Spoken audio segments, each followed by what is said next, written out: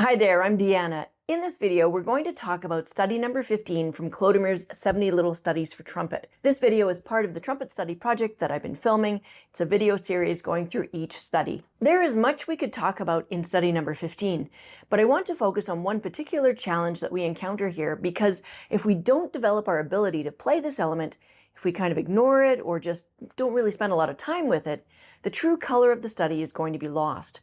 And we won't grow our skills from the challenge that's been presented to us by Mr. Clodomir. In the video, I'll talk about what that element is and how I worked on it.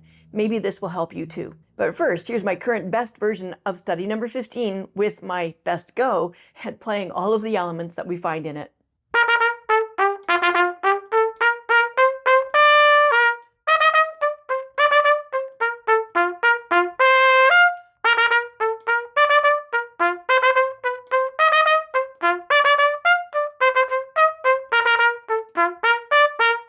Clodomir really asks us to up our game in this study by making us go back and forth very quickly between loud and soft.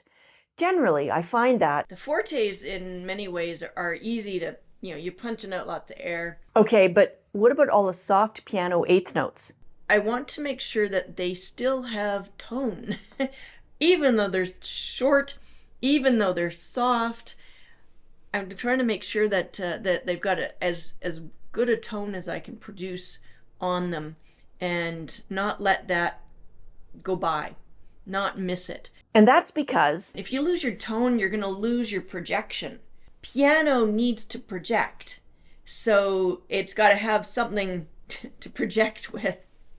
So we need the full tone, even at the quiet dynamic. That's a big reason to go slow or to slow down. Find the centers, find the fullness, all of that. We can pick up speed, but if we just charge through it, we can lose the tone. So how do we get a full tone, even at the piano dynamic? Throwing, I'll say fat air at all of it, wide.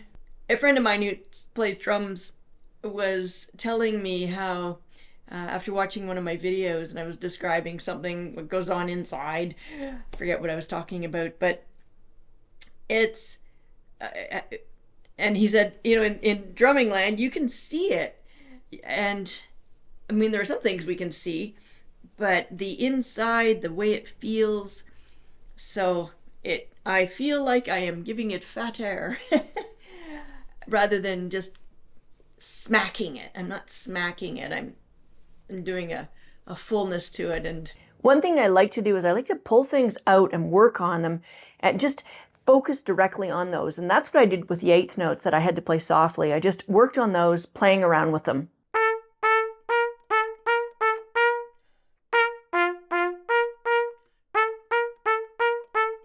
That's the measure 9.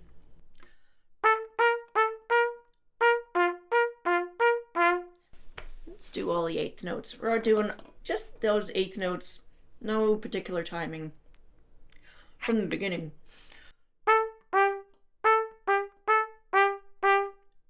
Second measure.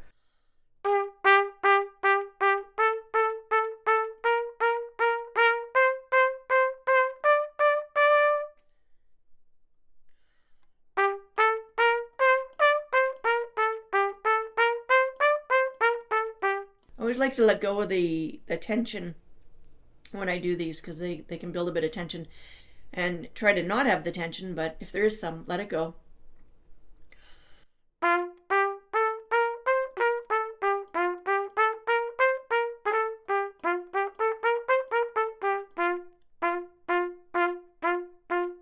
That's what I'm doing with the air. Just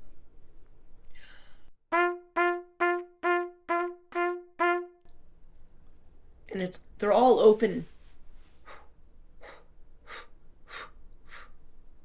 After I've spent time working like this, I put it all back together, back into context. Okay, second line.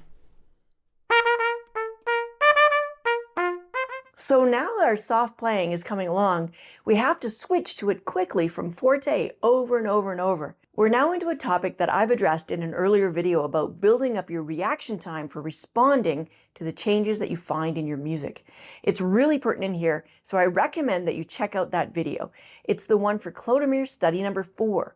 I'll leave a link to it in the description below, and I'll put it at the end screen as well. Do check it out. In the comments, let us know how it's going for you playing through Clodomir's study book. And for the videos that I've done already, up 1 to 15, is there anything I haven't addressed yet that you'd like me to? Let me know, and I'll see what I can do about that. Thanks for watching. When it's ready, the video for number 16 will be right up here. Please, if you got some value, click the like button, and if you're not already, subscribe to the channel. And I'll see you in the next video.